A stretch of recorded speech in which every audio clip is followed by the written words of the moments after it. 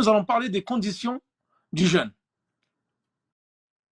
Quelles sont les conditions du jeûne? Les conditions sont au nombre de 7 que nous allons toutes évoquer aujourd'hui, Inch'Allah. Shurut al-salat, donc al-shart al-awwal, donc qui est la première condition qui concerne toutes les adorations que nous avons vues auparavant, que ce soit la prière, le jeûne, la zakat, etc., c'est l'islam. Donc la première des conditions pour que le jeûne soit accepté, il faut être musulman. Sans cela, ton jeûne n'est pas accepté. Nous avons dit que pour rentrer en islam, de plein gré, il faut faire et prononcer à la double attestation. Il n'y a pas de divinité digne d'être adorée en dehors d'Allah et Mohammed est le messager d'Allah. À partir du moment que vous avez prononcé cette double attestation, vous êtes musulman. S'ensuit ensuite l'obligation de la prière. Ensuite, nous avons parlé de la zakat hier dans Doros Muhimma. Était-elle obligatoire ou non? Donc, concernant le jeûne, première condition, l'islam. Est-ce que le mécréant se doit de jeûner? Est-ce qu'on lui ordonne de jeûner? Le mécréant n'est pas obligé de jeûner et on ne lui demande pas de jeûner. Par contre, le jour du jugement dernier, il sera châtié en enfer à cause qu'il a délaissé le jeûne pour ne pas avoir respecté le jeûne du mois de Ramadan. Quelle en est la preuve? C'est la même preuve que nous avons évoquée concernant la zakat et concernant la salat. Ils vont dire le jour du jugement dernier, Allah subhanahu wa ta'ala va dire aux mécréants qui seront en enfer, qu'est-ce qui vous a fait précipiter à Saqar? C'est le nom de l'enfer. Ils diront, nous n'étions pas de ceux qui accomplissaient la prière et nous n'étions pas de ceux qui s'acquittaient de la zakat. Et ce hadith est également valable pour le jeûne, parce que le mécréant, il sera châtié pour sa mécréance le jour du jugement dernier, pour avoir délaissé toutes les obligations qu'Allah a recommandées aux musulmans et pour avoir surmonté ou fait tous les interdits et aussi également pour avoir délaissé la reconnaissance, c'est-à-dire de tous les bienfaits qu'Allah lui a octroyés dans cette vie-là, il n'a pas été reconnaissant envers cela. Ensuite, si le mécréant décide de rentrer en islam, donc en milieu du ramadan, au milieu de la journée, il rentre et il fait la double attestation et les musulmans. Et, on va dire en plein milieu de la journée, qu'en est-il? Est-ce qu'il se doit de rattraper les jours passés? Par exemple, il a commencé le 15 jours de Ramadan et il est musulman à partir du 15e jour de Ramadan. Qu'en est-il concernant son état? Et il est rentré dans l'islam au milieu de la journée. Là, qu'est-ce qu'on dit concernant cette personne-là qui est rentrée dans l'islam, ce nouveau musulman? On lui dit al-imsak. Il se doit d'arrêter de manger et de poursuivre sa journée en jeûnant. Mais il ne doit pas la rattraper. La yajibu alayhi wa la yazimuhu al-qada. Wa hada qawl al-Hanafiyya wa al-Shafi'iyya wa riwayatan 'inda al-Imam Ahmed. Et c'est l'avis de Cheikh al-Islam ibn Taymiyyah. Donc c'est l'avis majoritaire. On lui dit, arrête de manger, tu poursuis le jeûne en t'abstinant de manger, de boire et autres, mais tu ne rattrapes pas ce jour-là. Et tu ne rattrapes pas tous les jours que tu as mangé lorsque tu n'étais pas musulman. Pourquoi? Parce qu'avant qu'il rentre dans l'islam, il n'était pas obligatoire pour lui de jeûner. Et je l'ai cité dans différents hadiths, comme قال النبي صلى الله عليه وسلم, الإسلام يهدم ما قبله والإسلام يجب ما قبله. C'est-à-dire que l'islam efface tout ce qui le précède. À partir du moment que tu rentres dans l'islam, ce qui compte, c'est ce que tu vas faire à partir de l'instant T. Tout ce que tu as fait avant d'être musulman, alhamdulillah, bi'idhnillah, sera effacé par Allah subhanahu wa ta'ala. Deuxième condition, la raison, l'aql. C'est une condition pour faire le jeûne, mais c'est aussi une condition de validité pour faire le jeûne. C'est-à-dire que la personne qui n'est pas douée de raison, c'est-à-dire le fou, s'il jeûne, son jeûne n'est pas valable. Comme le mécréant, s'il jeûne, son jeûne n'est pas valable. Parce que c'est une condition de validité, mais c'est une condition aussi pour faire le jeûne. Voilà. Donc ça stipule deux choses. Et la raison, c'est pareil. Le non-musulman n'accepte pas de lui le jeûne. Et également le fou, on n'accepte pas de lui le jeûne. Les hadiths Aïcha radiallahu anha, qui a rapporté du prophète sallallahu alayhi wa sallam, رفع القلم عن ثلاثة. C'est-à-dire عن النائم حتى يستيقظ وعن المجنون حتى يفيق.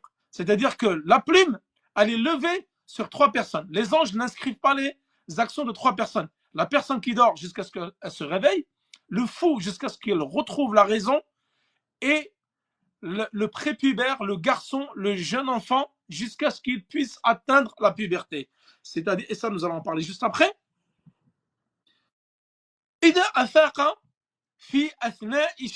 C'est-à-dire, si le fou, il retrouve la raison pendant le mois du Ramadan, qu'en est-il? On dit yajibu alayhi sawmu ma tabaqa minhu, c'est-à-dire qu'il lui est obligatoire de poursuivre le jeûne du mois du Ramadan à partir du moment qu'il a retrouvé la raison. Wala yalzimuhu al-qada ma fatahu min as-siyam. Il ne doit pas rattraper les jours passés où il n'avait pas la raison. Pourquoi? Parce que la condition de la raison n'était tout simplement pas réunie pour pouvoir jeûner.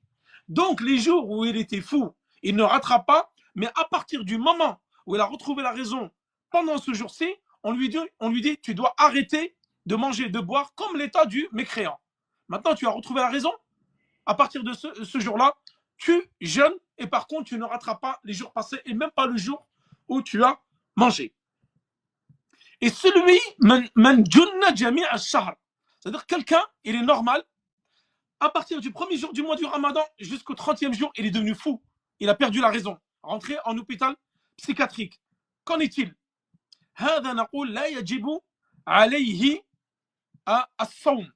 C'est-à-dire qu'il ne doit pas jeûner, mais il ne doit également pas rattraper ce mois de Ramadan qui est passé. Pourquoi?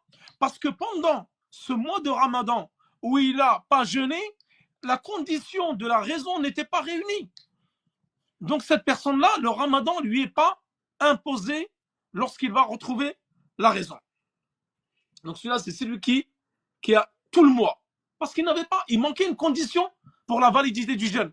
Et c'était la raison. Et il n'avait pas la raison pendant tout ce mois. Man junna jami' al-yawm.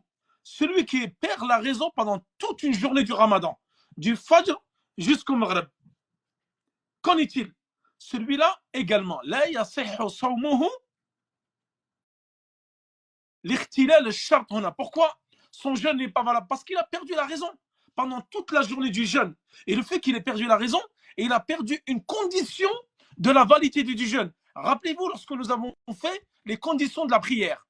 Toi, tu as commencé la prière et tu as perdu une des 9 conditions que nous avons longuement évoquées dans notre épître, l'explication des piliers et conditions et obligations de la prière. Par exemple, tu as perdu un vêtement, tu as perdu ta ablutions, il y a une souillure qui est sur toi, une impureté, etc. Tu as prié avant l'heure. Tu as perdu, une des conditions n'est pas réunie dans ta salat. Donc ta salat n'est pas valable. Elle est non valide. Pour le jeûne, c'est exactement la même chose. Tu as perdu une des conditions pendant toute la journée, donc les conditions ne sont pas réunies, telles que la raison. Donc nous disons que ton jeûne n'est pas valable. Et ça, c'est l'avis de Maliki, Shafi'i et Hanabila. Parce qu'ici, il n'y a pas l'intention déjà. Il n'y a pas l'intention, il n'a pas mis l'intention de jeûner vu qu'il a perdu la raison toute la journée. Et nous allons voir que l'intention, c'est une condition également pour la validité du jeûne. Et celui qui est devenu fou, maintenant, c'est-à-dire qu'il a l'intention de jeûner, il est en état normal, il a perdu la raison pendant une partie de la journée. Il est devenu fou à partir de midi jusqu'au Maghrib. Mais il a mis l'intention, que nous allons en parler à la fin, la veille. Qu'en est-il de celui-là?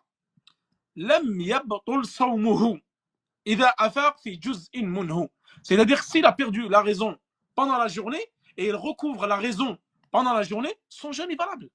Et il ne doit pas rattraper ce jour-là. Pourquoi? Parce qu'il a émis l'intention avant le début du jeûne et parce qu'il a retrouvé la raison une partie de la journée. Donc son jeûne est valable.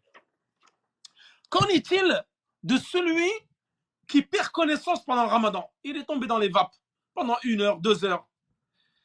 Celui-ci, si il a perdu connaissance avant même qu'il ait fait l'intention de jeûner, c'est-à-dire de la nuit et toute la journée, celui-là, wajaba alayhi al-qada wa adami sihhi siyami. C'est-à-dire que son jeûne n'est pas valable et il se doit de rattraper ce jour-là.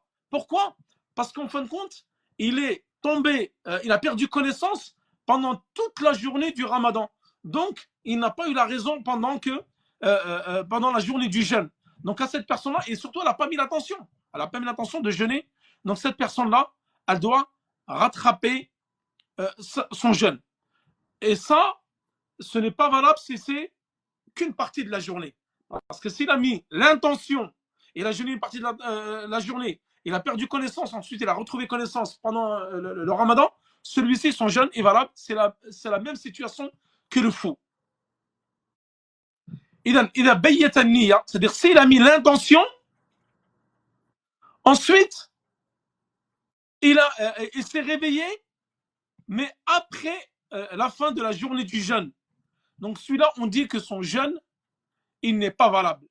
Pourquoi? Parce que la raison n'était pas réunie pendant toute la journée.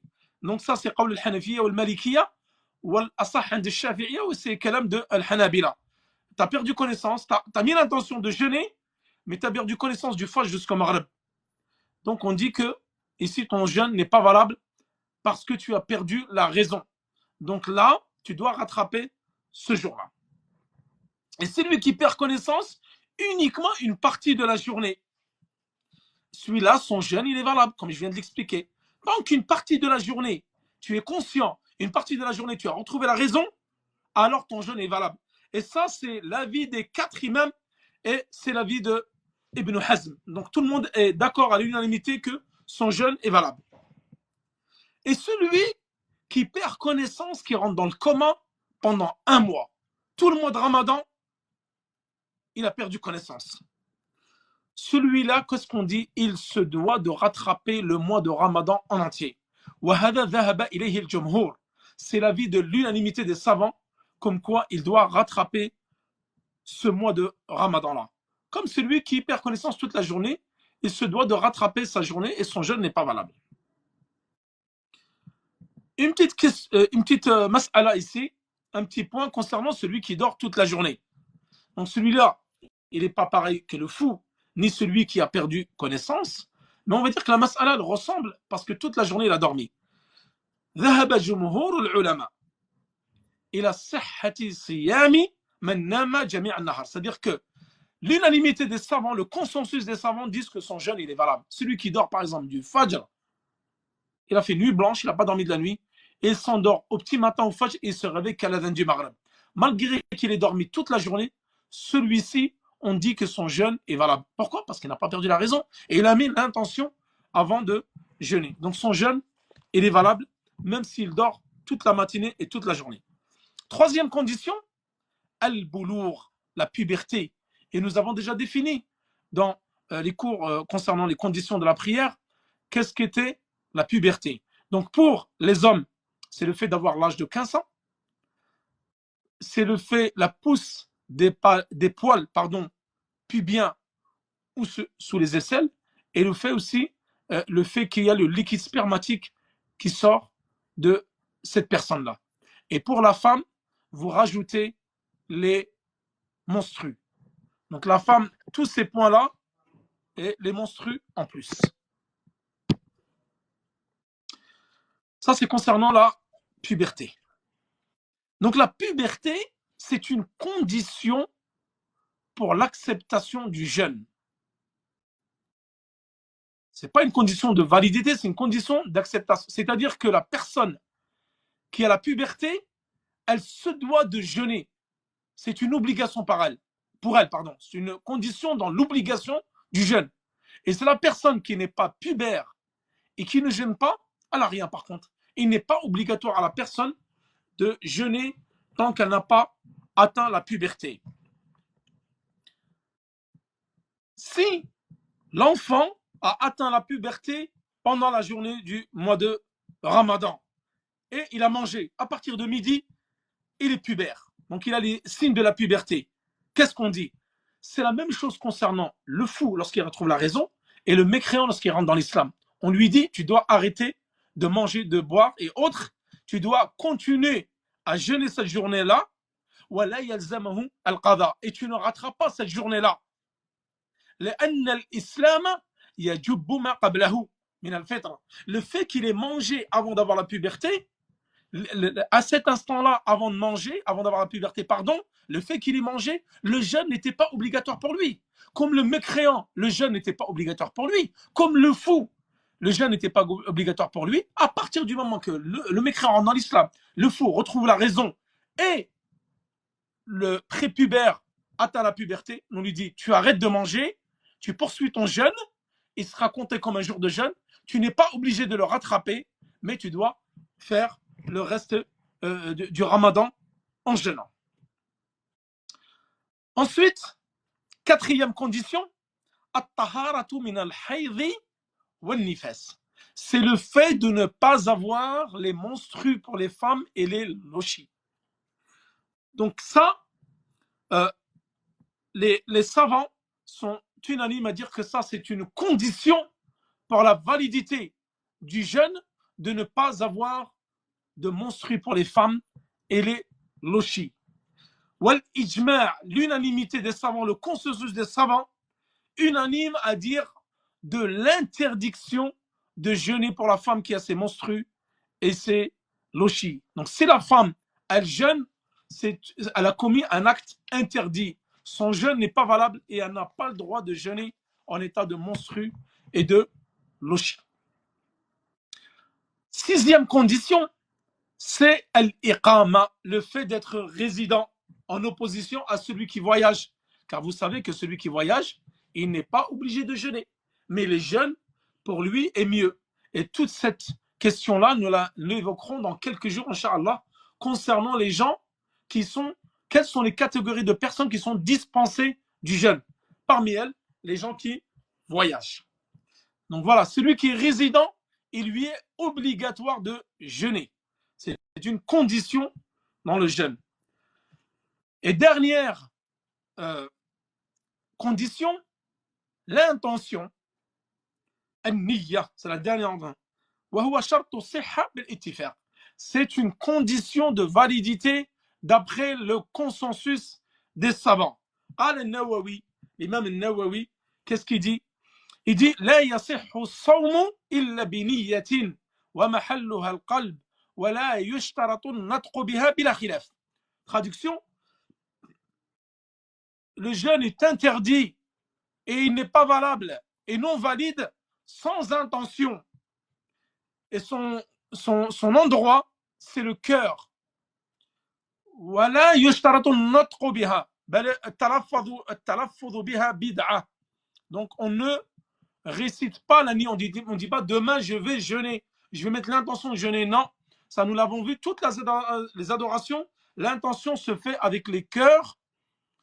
La seule, on met l'intention et on la prononce, c'est la umrah. Niyat ad-dukhul fi nusuk et le hajj. Tu dis la bayk Allahumma umrah, la bayk Allahumma hajja. Donc le jeûne, tu ne dois pas formuler l'intention à voix haute, sans aucune divergence concernant les savants. Et je finirai par ce point-là, qui est le dernier point, parce que demain nous évoquerons la vision de la lune, le témoignage de celui qui l'a vu, quelle est la personne, quelles sont les conditions pour accepter le témoignage de celui qui l'a vu, etc. Doit-on reposer sur les calculs astronomiques ou pas? Toutes ces mas'ala, nous allons les évoquer demain. Donc pour finir, waqtun niyya. Donc, c'est quand la niyya? Quand est-ce qu'on met l'intention de jeûner pendant le ramadan?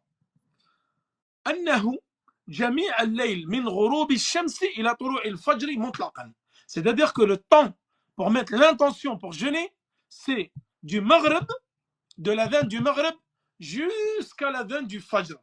Toute cette période-là de la nuit, tu mets l'intention de jeûner pour le jour du lendemain. Donc l'avis de Shafi'iyya wal Hanabila, c'est que tu dois mettre l'intention tous les jours du maghrib au fajr.